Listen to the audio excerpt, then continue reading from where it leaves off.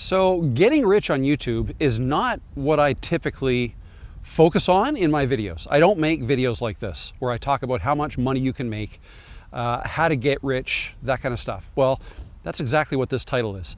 So this video is going to be a little different than what I normally make. And I think if you know me, if you've been here before, actually, if you're new here, welcome. My name is Rob. Nice to meet you.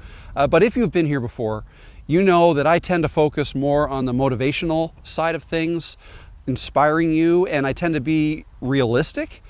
And I'm still going to be realistic in this video too. I realistically think that it's possible for you to get rich on YouTube, and I'm going to explain this. And I'm not even just talking about, oh, you can get rich by, freedom of your time,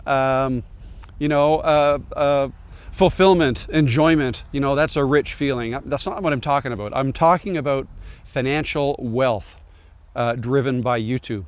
It is possible. It's not easy, but it's possible, and I want to talk about that in this video. I'm going to talk about what does it mean to be rich or to get rich on YouTube. I'm also going to talk about the 7-step blueprint that you kind of have to go through if you want to get rich on YouTube. All right, so if that's interesting to you, if you find that interesting, stick around. I don't recommend you telling your friends and family that you're going to get rich on YouTube because they're not going to believe you. Most people, in most cases, our friends and family don't share the same dreams we have, and that's okay. YouTube is not for everybody. And in the vast majority of cases, I got to be crystal clear here, the vast majority of cases, people do not get rich with YouTube. All right, it ends up being a hobby. In a lot of cases, in most cases, it ends up being a hobby that people end up quitting on. Okay, I want you to try to avoid that. And to avoid that, you have to be doing this for the right reasons. All right, so first of all, what does it mean to be rich? I'll spare you all the fluff, like being able to have time freedom, the freedom to do whatever you want, when you want, creative freedom, the freedom to do what you want to do creatively, create whatever videos you want to create. Okay, so those are kind of givens. But what I want to talk about here is financial freedom. What does it mean to be financially free? If you're over 40, which you probably are if you're watching this video, over 40, over 50, then you're probably maybe coming towards the end of your working career. Maybe you've set yourself up well. Maybe you haven't. Okay, maybe you have a nest egg you can retire with. Maybe you have no savings at all. Okay, so financial freedom is going to mean something different for everybody. All right, so you have to decide what it means for you. And I'm going to go through a few scenarios here. There's actually two main categories I want to discuss. One means having a big pot of money in your bank account. All right, you have a whole bunch of money, and therefore you do not have to work to sustain yourself, your family. All right, that's the first one. The second one is having a large enough recurring, say monthly or annual income because you work. Okay, those are two distinctly different scenarios. All right, let's talk about the first one. The first one, having a large sum of money in your bank account. Maybe that sounds great. It does sound great on the surface, but if you really think about it, it might not be. Let's think about lottery winners. Somebody who wins, say, $1 million, $5 million, whatever, would seem to be lucky, right? And yeah, in some respects they are. In a lot of respects they are. That would be great, we all think. But if you, and I don't know, there's probably some official stats, but people who win lotteries like that or come across a large sum of money, how are their lives typically affected?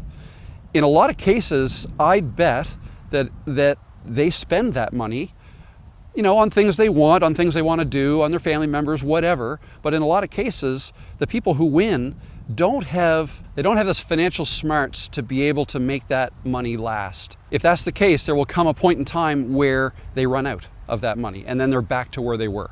Okay, maybe with a few more nice things, but so that's the danger of having a large sum of money in your bank account.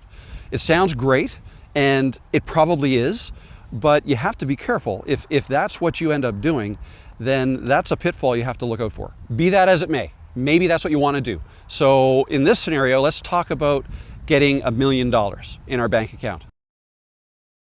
How much time is it going to take you to do that? How much time do you want it to take you?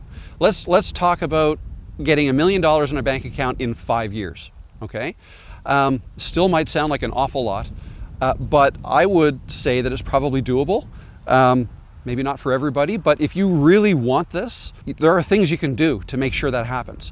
What does $1 million in 5 years look like? Well, the way I would look at it is, all right, this is going to take me 5 years. I need to live during these 5 years. So let's say, I don't know, let's say I need $50,000 a year to live, okay? So really, to get $1 million in my bank account at the end of 5 years, I'm going to have to earn $1 million plus 50,000 times 5, that's another 250,000. So $1.25 million in my bank account, not in the bank account at the end of the year. But anyways, got to earn or get revenue 1.25 million over 5 years. All right. So how do we do that? One way to look at it is if you can make a $100 product, you need to sell it 12,500 times. All right. Over 5 years. All right. So that means, what does that mean? 2,500 sales per year, or 210 sales per month over the course of 5 years. Now, if you're just starting your plan now, understand that as you grow a business or as you grow your YouTube account channel, it would make sense that you'll be earning more towards the end of that 5 years than in the beginning. Okay, so you do not have to start off making 210 sales per month right out of the gate. All right, you've got some time, but that's the way you should think if that is your goal. Maybe you want to have a larger goal. Maybe you want $5 million in the bank, and let's say you've got 10 years to do it. You want, like within 10 years, you want $5 million in the bank. So using the same math, we need $50,000 a year to live on. So that's $500,000 over 10 years, okay? So our 5 million becomes 5.5 million. And to achieve that, selling a $100 product again over the course of 10 years, we need 55,000 sales, or 5,500 sales per year, or 460 sales per month.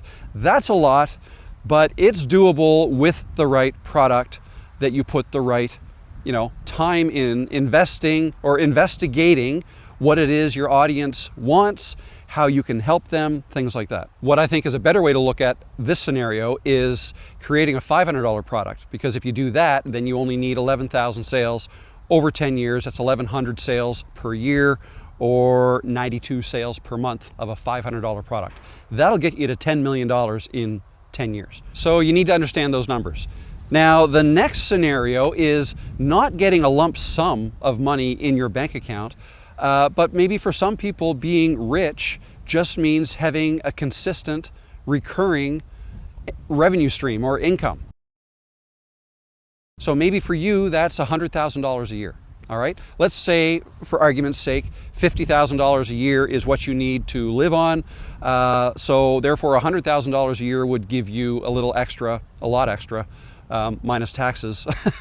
But if that's your goal, and if you can achieve that by doing something you love to do, okay, that's the key, because then you're not even working. Like if what you do is what you love to do and you can make money doing that, and if it's something that you would probably do anyways, even if you weren't making money from it, then to me, that's becoming rich. Okay, that's the way I look at it. So let's say you want to be able to make $100,000 a year. The way to break that down, I think the best way to break that down is just to simply think of, if you could get 1,000 true fans, and I forget who once said this, but it makes a lot of sense. 1,000 true fans to buy something from you for $100. Okay, if you can do that every year, 1,000 times 100 is 100,000. Okay, that's $100,000. All right, so if you can think along those lines, that is another way to get rich, and what I think is the best way. All right, now remember, when you're starting your channel, it's going to start slow. No matter what you're doing, things will start slow, but over time, things should pick up if you're putting time and effort into it and you're trying to learn. So let me now get into the blueprint, the 7-step blueprint on how to achieve this. You need to build an audience who trusts and values you, okay? Your opinion, the videos you make, whatever it is you talk about, right? You need to build this audience, okay? Because that will, in the future, feed whatever business you end up developing around your YouTube channel, okay? I want to be clear here. If you want to get rich on YouTube, you need to do more than just try to make AdSense revenue, all right? It's very rare for people to, quote unquote, get rich solely from ad revenue from YouTube. So you need to build something else. So in order to do that, or if you're going to be able to do that, you need to have a business mindset, and not everybody has that. Not everybody thinks that way. But if you can start thinking that way, if you don't already, that'll take you a long way, because that's how this works. YouTube, if you want to be successful with YouTube, you need to treat it like a business. And that means not just making content you want to make, but make content that your audience or that your viewers want to watch. That is super key. If you make videos just for yourself, then, I mean, how's that going to work? Right? It's the same as if you built a store that sold stuff that you want to buy. Well, what if nobody else wants to buy that stuff? What if only you want that stuff? I mean, you can't be successful running a store selling stuff that only you want to buy, right? You're giving yourself money, but then that's net zero. So that doesn't work. You need to build an audience, and that's actually what most of my videos are about. This first step in the blueprint, building an audience, and you do that by making videos people want to watch, perhaps doing live streams, building a community, and live streaming plus videos, together will help you build a community, and then just keep providing value. Give stuff away for free, whether it's your value or you create, freebies like checklists or spreadsheets that people can download that help them out. Be helpful, right? The more you can be helpful in your videos and live streams, the more trust you will build, the larger you will grow your channel, the more subscribers you'll get, the more views you'll get, everything will grow, okay? So that is the first step, and that is going to be the engine that drives all of this. The next step is offering a product or service. All right, and that might sound obvious, and if you've made it this far, you might be thinking, yes, I know. I thought you were going to tell me what I can sell. Not exactly. I can give you some ideas, but this has got to come from you. It's going to depend on what videos you make, what is your niche, who are you trying to reach. And if your niche is something that you're passionate about and something that you can talk about for a long time, you have some knowledge on something that could perhaps help other people out. If that's the case, then start thinking about what you can provide them, not only for free, okay, that was in stage one, but something a little bit more that you can sell, okay? And maybe you start off with something small, something that you sell for $5, $10, 20, 50, right? You start off small, and it could be, I don't know, it could be t-shirts, it could be mugs, it could be digital downloads. That's a huge one, and that's my favorite. A digital download could mean many things. It could be Canva templates, it could be Excel spreadsheets, it could be videos that, pay-per-view videos. I mean, they're not pay-per-view, but basically not the free videos you're going to be putting on YouTube, but videos that maybe offer something a little extra, like a mini course, a series of videos you could package into a mini course that teaches somebody something, right? Maybe you're a real estate agent and you want to teach somebody how to go about buying a house in the United States or Canada or whatever, right? Just a five video mini course. You can offer consulting, right? Consulting, coaching, whatever you want to call it. It could be just one-on-one individual calls. That's something that I do. Or you can put together a more robust program. Okay, that gets a little more complicated, but it's an example of something you can do. And then you're probably talking higher ticket items, things that are $500 or even much more than that. And in figuring out what product or service to offer, know that can change over time, and know that you can add to it over time. Okay, what you offer in the beginning, and when I say the beginning, I mean the first thing you're going to do is start your channel and start building an audience. You don't need to have anything for sale right off the bat. But once you have a product, maybe it's a few months down the road, 6 months, a year, whatever your timeline allows you to do, that doesn't have to be the last thing you ever offer. So maybe you start with a $5 product and after a month or two, you offer something for $50 or something for $100 or, right? So it can change over time. Once you have several products, you can bundle them together and offer them in a bundle, for a discount, right? There are all kinds of different things you can do. And your videos, your YouTube videos and your live streams, and if you want to, create a newsletter or anything like that to try to keep your audience engaged. And when I say newsletter, you'd have to have a mailing list, right? I mean, there's all kinds of different ways to do this. And you would just keep people informed as to what you're doing and what you have to offer, all the while offering your free stuff as well. Like don't stop offering your free videos, because in most cases, that's all your audience is ever going to be interested in. And that's okay. All you need is a small percentage of your audience to be interested in something more that they would be willing to pay you for. Multiple streams of income or revenue, I say no to that. A lot of people push that idea, and I've mentioned it too. You can have multiple sources of income. But if you truly want to be successful in business and on YouTube, you need to focus hard on one. Okay, you need to, now maybe there's going to be several streams that kind of lead you towards that one. All right, like maybe your ultimate goal is to offer a coaching program over several months, and it's going to be several $1,000s that you sell. But before you get there, there's other steps you need to take. Maybe you're going to create a small course or offer one-on-one coaching, things like that, right? And that's fine. Maybe you get into affiliate marketing, and that's fine. You can make some money there. Or, maybe affiliate marketing is the one you want to focus on, and if so, your videos are going to be a little bit different than, say, mine, where I don't focus on that. But plenty of people do focus on that and do very well. So you need to pick one, whether it's affiliate marketing, coaching, consulting, courses, products, merchandise, other digital downloads like templates, whatever it is, whatever you want to sell a lot of to get rich, that is your main focus. Now, how do you get there? That's going to be up to you. Step 4 is having one of your videos going viral. No.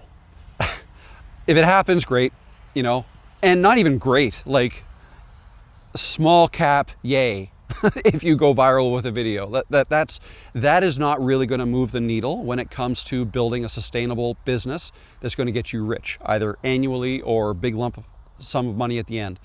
Going viral is going to be a blip in all of your numbers, your views, subscribers.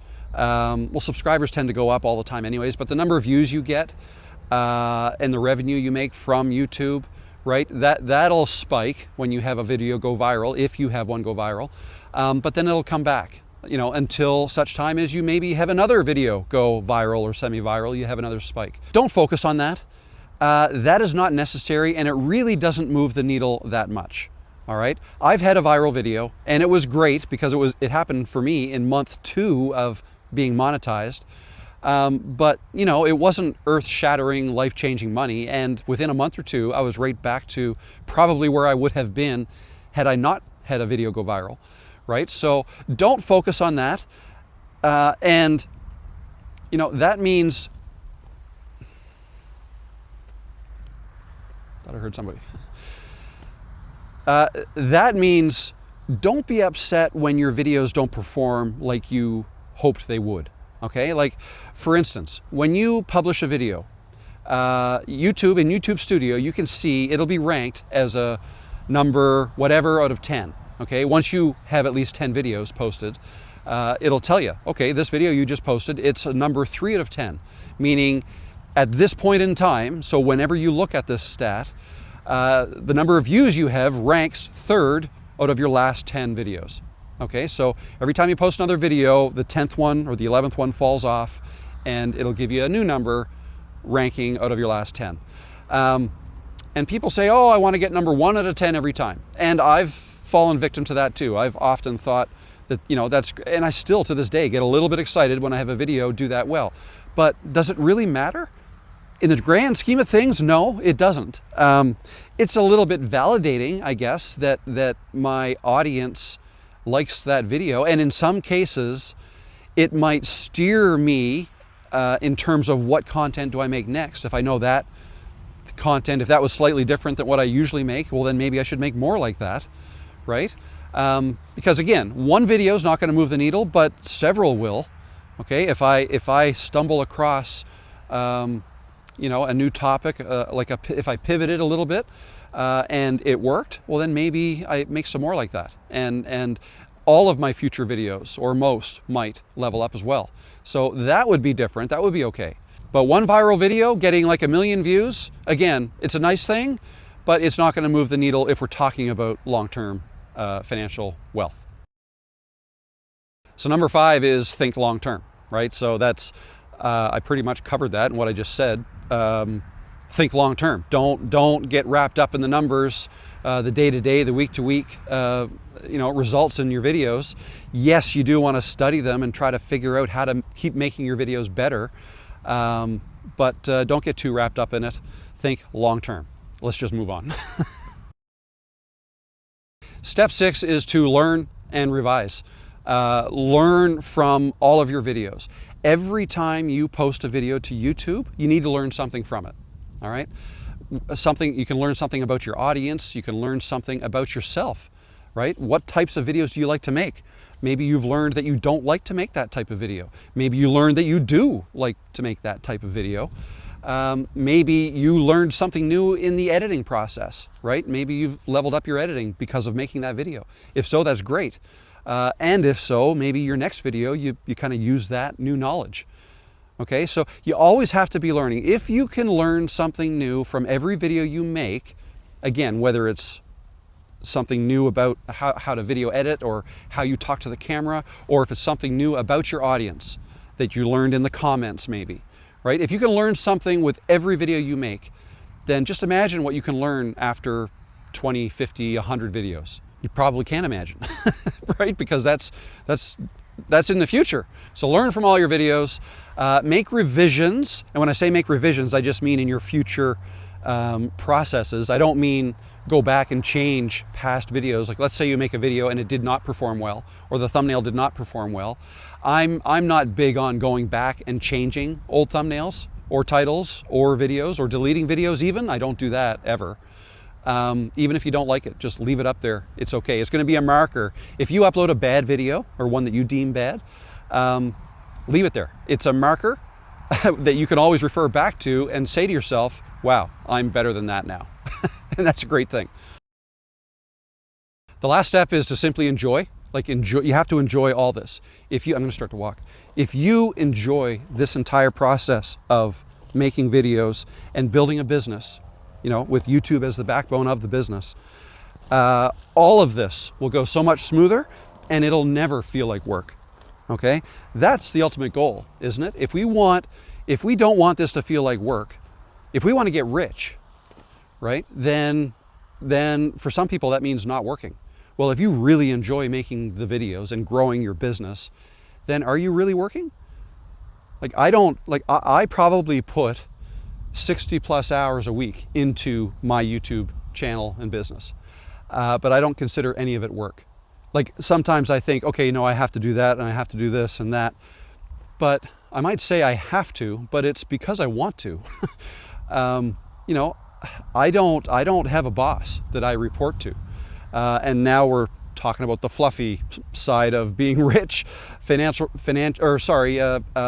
time freedom, right? Freedom of creativity. I have that. I can make videos whenever I want. Right now I think it's around 3 p.m. on a Monday when most people I know are at work. If they haven't retired, they're at work working for somebody else who doesn't want them to leave until 5 p.m. Right? I don't have to worry about that. I have creative freedom. I can make videos about whatever I want. I choose to make videos that I think my audience want to watch, videos that I think will help my audience. That's kind of the driver behind what I do.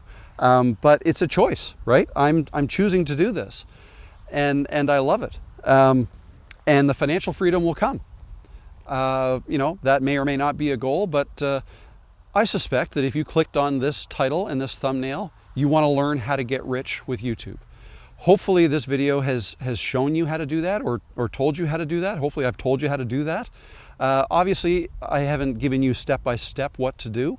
That's going to depend on you.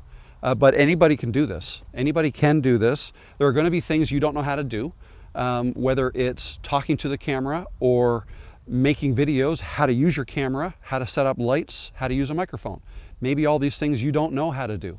Edit videos, how to edit videos, how to upload videos. Okay, I'm talking about all the YouTube side of things, but then there's the business side of things. How do I figure out what product I want to sell? How do I design it? How do I price it?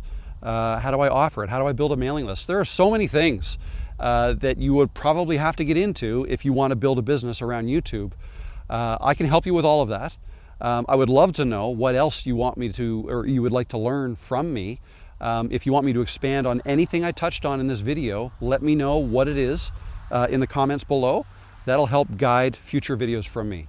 But I do want to start making more videos on specifically how to be successful with YouTube. And when I say successful now, I am talking financially, how to make money with YouTube.